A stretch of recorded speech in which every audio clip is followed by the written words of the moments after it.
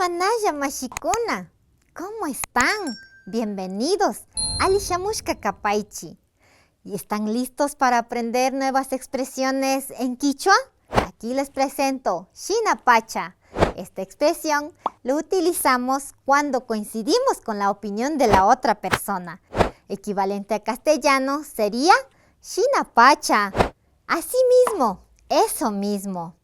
Por ejemplo, cuando tú escuchas a alguien diciendo a otra persona, primero escucha antes de hablar.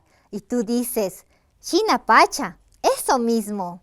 Yapata Hariangi. Esta expresión la usamos para criticar a alguien cuando está presumiendo. Equivalente a castellano sería, eres un presumido, eres una presumida. Por ejemplo, cuando alguien te dice, me compré esta joya carísima, y ahí le dices, estás demasiado presumido, yapata hariangi. Así aprendemos de corazón el idioma quichua. Ya tienes 2 palabras más. ¿Dónde piensas practicar? ¿Será en el colegio? ¿Será en la universidad? ¿Será en el bar con tus amigos? ¿O en una fiesta? No olvides suscribirte al canal, activar la campanita y compartir. Nos vemos.